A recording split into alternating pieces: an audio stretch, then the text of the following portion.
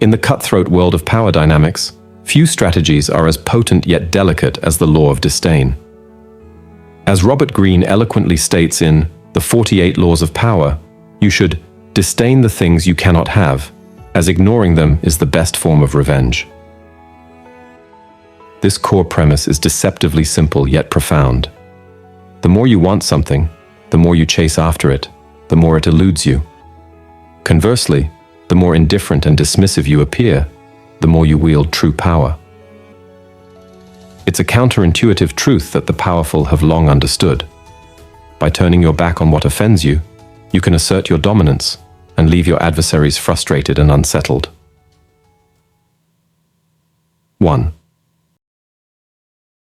The 48 Laws of Power states that you should disdain the things you cannot have, as ignoring them is the best form of revenge. The core premise behind this law is that by acknowledging a minor problem or irritant, you end up giving it undue credibility and importance. The more attention and energy you devote to an enemy or annoyance, the stronger and more emboldened they become. One powerful example of this principle in action can be seen in the case of Pancho Villa, the Mexican rebel leader.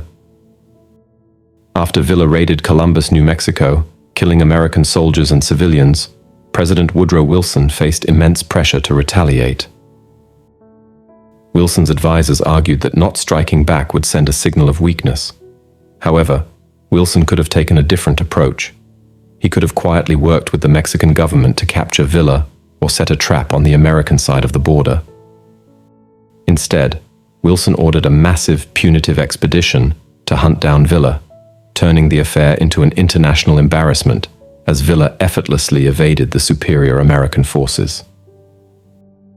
By focusing so much attention and resources on the relatively minor threat of Villa, Wilson inadvertently elevated the bandit's stature.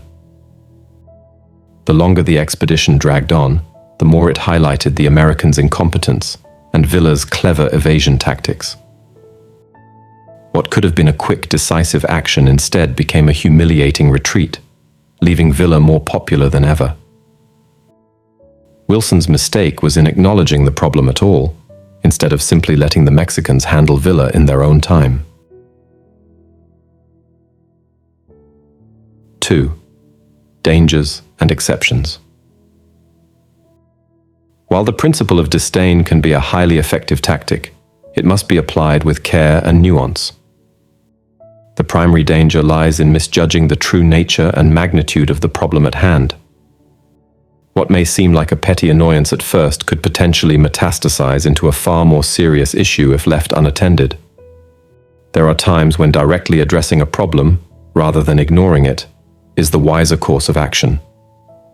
Completely disregarding a legitimate threat or concern can allow it to fester and grow, ultimately leading to much greater complications down the line. The skill lies in accurately discerning between the truly inconsequential and the potentially dangerous.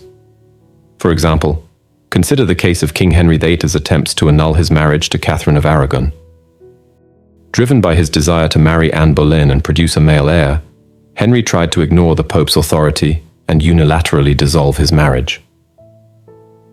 While this strategy of disdain and dismissal worked in the short term, allowing Henry to marry Anne, it ultimately led to a much larger conflict: the break from the Roman Catholic Church and the establishment of the Church of England. Henry's refusal to engage with the problem directly, instead brushing aside the Pope's objections, had far-reaching consequences that he had not anticipated. 3. Leveraging the law of disdain. To effectively leverage the power of disdain, you must first cultivate the ability to distinguish between trivial annoyances and genuine threats. When faced with a minor irritation or petty problem, resist the urge to engage, explain, or defend yourself. Instead, respond with an air of indifference and nonchalance, signaling that the issue is simply not worthy of your time or attention. This tactic can be particularly potent when dealing with a superior, such as a boss or authority figure. By refusing to get drawn into an emotional response, you can bypass their anger or criticism and maintain an aura of calm, unflappable superiority. Your disdain becomes a form of silent rebuke, denying them the reaction they seek and leaving them powerless.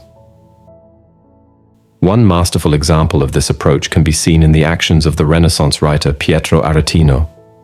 When an enemy revealed the embarrassing truth that Aretino was not of noble birth, as he had long claimed, the writer could have tried to defend himself and deny the revelation.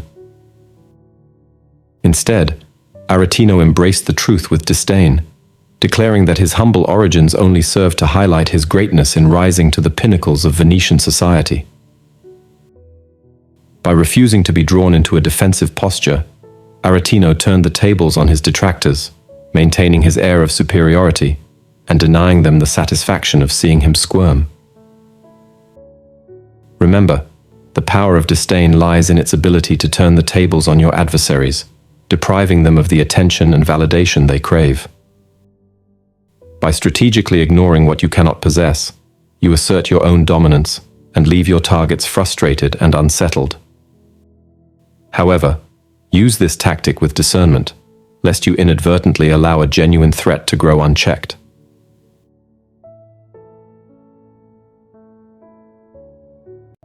Now remember, what you watch and feed your mind matters. Be deliberate in your choices. Otherwise, algorithms are programmed to manipulate your thoughts. Think about it.